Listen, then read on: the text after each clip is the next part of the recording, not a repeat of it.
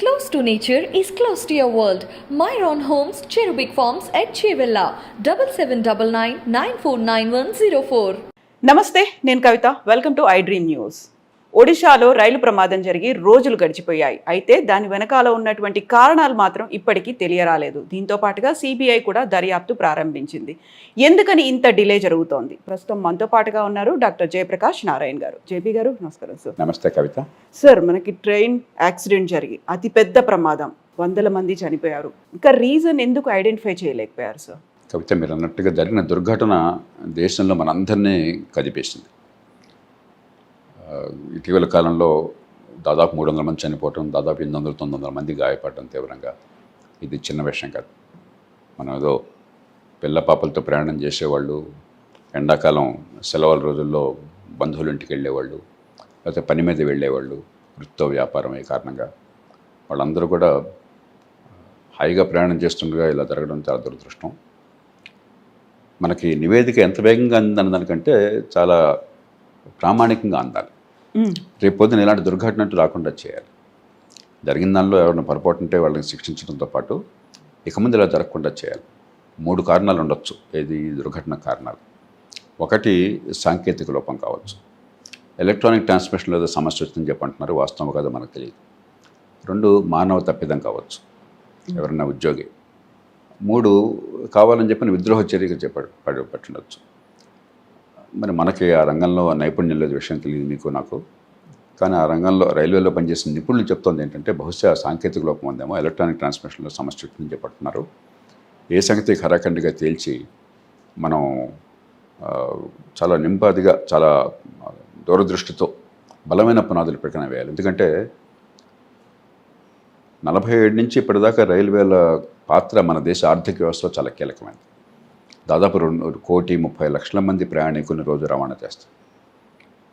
కానీ అదే సమయంలో రైల్వేలకి సరైన మద్దతు ఇవ్వకపోవడం చేత, మరి పెట్టుబడులు పెట్టడం కానీ, లేకపోతే సరిగ్గా సమర్థంగా నిర్వహించడం కానీ లేకపోవడం చేత, తాత్కాలికమైన రాజకీయాలు శాసించడం చేత ఉన్న కొద్దిగా రైల్వేల పాత్ర తగ్గిపోతూ వచ్చింది.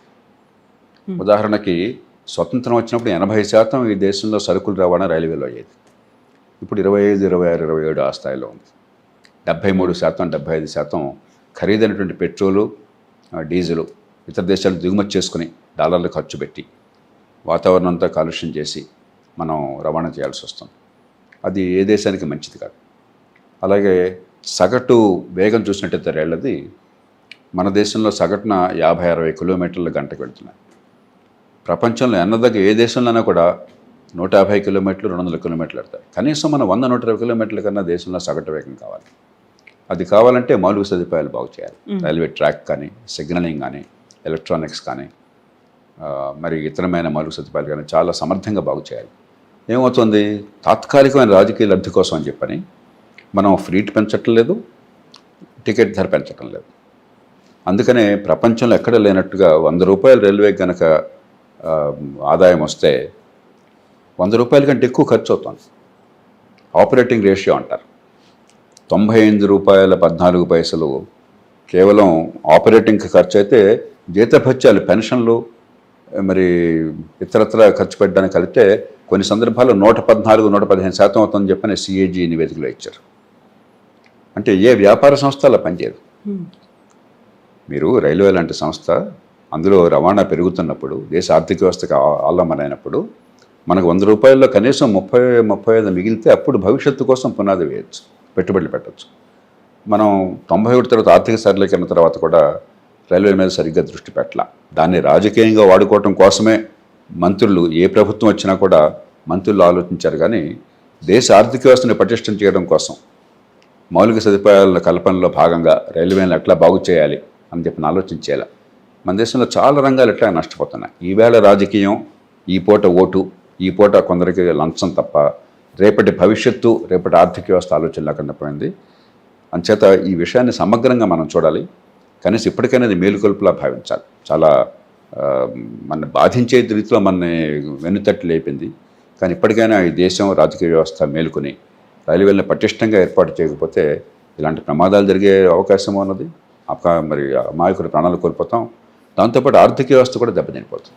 సో ఇప్పుడు సిబిఐ దర్యాప్తు చేయడం వెనకాల చాలా రీజన్స్ కూడా వినిపిస్తున్నాయి సార్. కుట్రకోణం ఉంది అనే వాళ్ళు ఉన్నారు, లేకపోతే మతపరమైనటువంటి అంశాలని కూడా ఇందులోకి తీసుకొచ్చే వాళ్ళు ఉన్నారు. అసలు వైఫల్యం ఎక్కడ జరిగింది, ఎక్కడ తప్పు ఉంది అనేది తెలియనివ్వకుండా పక్కదారి పట్టించడానికే సిబిఐకి ఇచ్చారు అనే వాళ్ళు ఉన్నారు సార్. అందుకనే మనకేంటంటే ఒకళ్ళ మీద ఒకళ్ళకి నమ్మకం పూర్తిగా పోయింది. తెలియని వాళ్ళు కూడా తెలిసినట్టుగా చాలా నిశ్చయంగా స్టేట్మెంట్ ఇవ్వడం మామూలు అయిపోయింది. నిజాయితీగా నాకు తెలియదు దీని గురించి, పరిమితంగానే తెలుసు ఒక పౌరుడిగా. అందుకని తెలియని విషయాల్లో ఎక్కువగా జోక్యం చేసుకుని నిపుణులకు వదలకుండా, ఆ రంగంలో జీవితంతో పనిచేసిన వాళ్ళకి వదలకుండా మనం మాట్లాడితే చివరికి చాలా ధ్వని పుడుతుంది, వెలుతురు రాదు. మన చర్చ వల్ల ధ్వని కాలుష్యం వస్తుంది కానీ ఆలోచన పెరగడం చేత నిష్పాక్షికమైన నిపుణులు రైల్వేలో పనిచేసిన వాళ్ళు ఉన్నారు. రైల్వేలో చాలా సమర్థమైన యంత్రాంగం అన్నది. ఎన్ని ఇబ్బందులున్నా కూడా సకాలంలో రైలు వెళ్తున్నాయి. పూర్వకాలం రైలు 24 గంటలు 30 గంటలు ఆలస్యమయ్యేది. నిన్నటి రైలు వాళ్ళు వచ్చేది. ఇప్పుడు అలా పరిస్థితి లేదు. ఎన్ని ఇబ్బందులున్నా కూడా, ఆదాయం లేకపోయినా కూడా రైల్వేలు కాస్త ఉన్నంతలో సమర్థంగా పనిచేస్తున్న వనరులు, పరిమితమైన వనరుల లోపల. అంటే చాలా సమర్థులైనటువంటి సాంకేతిక నిపుణులు రైల్వేల్లో పనిచేస్తున్నారు. కాబట్టి వాళ్ళ మీద మనం భరోసా పెట్టి నిష్పాక్షికంగా చూడాలి తప్ప ప్రతిదాన్ని రాజకీయ కోణం నుంచే, పక్షపాత కోణం నుంచి చూస్తే ఇటుపక్క వాళ్ళైనా సరే, ప్రభుత్వంలో ఉన్నవాడు కావచ్చు, ప్రతిపక్షాలు ఉన్నవాడు కావచ్చు, దానివల్ల ప్రజా ప్రయోజనం లాభం ఉండదు, ఊరికే ధ్వని కాలుష్యం వస్తుంది అంతే. So 2 years back indigenous technology కవచ్ని తీసుకొచ్చామని చెప్పినప్పటికీ కూడా ఆ రూట్లో రాలేదు. ఇప్పటికీ ఒక 3000 కిలోమీటర్ల కోసం మాత్రమే టెండర్లు పిలిచిన, 2000 కిలోమీటర్లు అనుకున్నాను, 1500 కిలోమీటర్లు అక్కడిది మాత్రమే పూర్తి అయింది. అంటే ఎలా చూడాలి సార్, ఎందుకని ఇంత డిలే అవుతుంది? అయితే 2 విషయాలు చూడాలి. నేను ఇందాక చెప్పాను, 100 రూపాయలు మీకు వసూళ్ళు వస్తుంటే, టికెట్లు కానీ మిగతా రకాలుగా ఆదాయం వస్తుంటే, 98 రూపాయల 14 పైసలు రోజువారీ ఖర్చులకే పోతే, జీతభత్యాలు పూర్తిగా చెల్లించడానికి కూడా డబ్బులు లేకపోతే, దానికి 114 రూపాయలు అవసరమైతే డబ్బులు ఎక్కడున్నాయి? ఇంత విశాలమైన దేశం, 140 కోట్ల మంది దేశం, మరి దేశంలో ఆర్థిక వ్యవస్థకు ఊతంగా ఉండాల్సినటువంటి అతి కీలకమైన మౌలిక సదుపాయం, దాన్ని నిర్మాణం చేయాలంటే లక్షల కోట్ల రూపాయలు అవుతుంది. ఆ లక్షల కోట్లు మిగులు ఉండాలి. మరి ఒక వ్యాపార సంస్థ వ్యాపారంలోంచి మిగులు సాధించి పెట్టుబడి పెట్టకుండా మళ్ళీ మన పన్నుల డబ్బుల నుంచి ప్రతి సంవత్సరం అడిగితే, మరి పన్నుల డబ్బుల నుంచి మిగతా పన్నుల సంగతి ఏంటి? విద్య ఏమిటి? ఆరోగ్యం ఏమిటి? లేదా చట్టబద్ధ పాలన ఏమిటి? ఈ దేశంలో ఇతర మౌలిక సదుపాయాలు ఏమిటి? మనం ఏంటంటే రాజకీయాన్ని ఈ పూట ఈ గంట కోసం చేశాం. కొందరు మంత్రులు వాళ్ళ నియోజకవర్గాల్లో, వాళ్ళ రాష్ట్రాల్లో ఉన్న వాళ్ళకి ఉపాధి కల్పించడం కోసం రైల్వేని ఒక కామధేనుగా ఉపయోగించుకున్నారు. దేశంలో రవాణా చేయడం కోసం బలమైన సంస్థగా కాదు, మా వాడికి పనిచేసి చెప్పిన ఉద్యోగాలు ఇచ్చి జీతాలు ఇవ్వడం కోసం చెప్పాను. అలా మనం తయారు చేసాం. మన మనసుల్లో ఇలాంటి సంస్థలన్నీ కూడా ఇది మన ఉద్యోగాల కోసం ఉన్నాయి, మనం దోచుకోవడం కోసం ఉన్నాయి, మన వాడికి కావాలని కాంట్రాక్ట్ ఇవ్వడం కోసం ఉన్నాయి, మన లంచాలు మింగడం కోసం ఉన్నాయి. అలా చేస్తే ఏమవుతుంది? కాబట్టి ఆ డబ్బులు మొట్టమొదటిది, దాని సమర్థ నిర్వహణ అంటే డబ్బుల విషయం. రెండోది, మనకి బిడ్డ పుట్టాలని చెప్పిన ఎంత బలమైన కాంక్ష ఉన్నా కూడా 40 వారాలు పడుతుంది ఆ బిడ్డ బయటికి రావడానికి. బిడ్డ గర్భంలో పెరగాలి ఆరోగ్యంగా. కాబట్టి ఇన్ఫ్రాస్ట్రక్చర్, అందులో పెద్ద ఇన్ఫ్రాస్ట్రక్చరు ఇలా చిటికేస్తే వచ్చేది కాదు. ఇవాళ ప్రణాళిక వేస్తే, దానికి వనరులు సమకూరిస్తే, సాంకేతికంగా అన్ని రకాల పద్ధతులు పాటిస్తే 5, 10, 15 ఏళ్ళు పడుతుంది. గత కొద్ది సంవత్సరాలుగా కొంత గణనీయమైన మెరుగు కనిపిస్తుంది. ఉదాహరణకి 2021-22తో పోలిస్తే 22-23 సంవత్సరంలో 25% అదనంగా వనరులు సేకరించగలిగారు. కాస్త రైల్వే సామర్థ్యాన్ని పెంచగలిగారు. అది చిన్న విషయం కాదు. కానీ ఇలాంటిది ఒక 10-15 ఏళ్ళు జరిగితే కానీ రైల్వేలో గాటిన పడవు. మనం ప్రతిదాన్ని కూడా అసలు 3 నెలల్లో దేశంతో మారిపోవాలంటున్నాం, 30 ఏళ్ళలో కూడా మారకుండా ఆపుతున్నాం. 3 నెలల్లో ఏది మారదు, మనం అర్థం చేసుకోవాలి ముందు. అది 30 ఏళ్ళలో మారాలి, 10 ఏళ్ళలో మారాలని చెప్పంటే చాలా పటిష్టమైన పథకాలు వేయాలి. ఆ ప్రయత్నం కొంత జరుగుతోంది. ఆలస్యంగానే ప్రభుత్వాలు గుర్తించినాయి, ఆ ప్రయత్నం చేస్తున్నాయి. ఆ ప్రయత్నాన్ని మరింత గణనీయంగా చేయాలి, వనరులు కేటాయించాలి, సమర్థంగా అమలు చేయాలి. జాతీయ రహదారులు కావచ్చు, రైల్వేలు కావచ్చు, ఈ మౌలిక సదుపాయాలు సరిగ్గా లేకపోతే ఆర్థిక వ్యవస్థ అంతా కుదేలేకపోతుంది. కాబట్టి మనం సినిమాల్లో లాగా సీన్ మారగానే రైల్వే అంత అద్భుతంగా అయిపోతుందా? సీన్ మారగానే నేషనల్ హైవేస్ అని అద్భుతంగా అయిపోతాయా? సీన్ మారగానే బెదరికం అంతా పోతుందా? అది సినిమాల్లో జరుగుతుంది. నిజ జీవితంలో దానికోసం పటిష్టమైన ప్రణాళికలు, పునాదులు వేయాలి. సార్, రైల్వే యాక్సిడెంట్ కంటే ముందు ఒక్క రోజు ముందుగానే బ్రెయిన్ స్టార్మింగ్ సెషన్ జరిగింది రైల్వేని ఎలా డెవలప్ చేయాలి అనే దాని మీద. 2047 నాటికి 50% రైల్వేస్ 160 కిలోమీటర్స్ స్పీడ్తో వెళ్ళేలా చూడాలి. అట్ ద సేమ్ టైం 0 ప్రమాదాలు ఉండాలి అనేది. సో ఒక పక్క మనం స్పీడ్ బుల్లెట్ ట్రైన్స్ గురించి మాట్లాడుకుంటున్నాం, సూపర్ ఫాస్ట్ ఎక్స్ప్రెస్ల గురించి మాట్లాడుకుంటున్నాం. బట్ అదర్ సైడ్ యాక్సిడెంట్లు జరుగుతున్నాయి, 100 మంది గాయపడుతున్నారు. అందుకని వేగము కావాలి, మరి దేశ ఆర్థిక వ్యవస్థలో రవాణాలో వాటా కావాలి, భద్రత కావాలి. ఏ ఒక్కటి మనం తక్కువ చేయడానికి వెళ్ళలేదు. ప్రపంచంలో నేను ఇందాక అన్నాను కదా, 100, 150, 160 కిలోమీటర్లు వాళ్ళు ప్రయాణం చేస్తున్నారు. అడపదడ పక్కన ప్రమాదాలు జరుగుతాయి, కానీ భద్రత పోయి వేగం పెరిగితే భద్రత పోయినట్టు కాదు, అలాగే వేగం తక్కువ ఉంటే భద్రత ఉన్నట్టు కూడా కాదు. కాబట్టి వేగము భద్రత రెండు కలవాలి. ఆ ప్రయత్నం జరుగుతుంది, దాన్ని మనం ఆహ్వానించాలి. ఇందాక చెప్పినట్టుగా నిన్న ఒక సమావేశంలో ఇలా చేయాలని లక్ష్యం నిర్ణయించారు కాబట్టి 24 గంటల్లో మార్పు రాదు కదా. అంటే ఇది ఇంకోసారి మనం గుర్తు చేస్తుంది.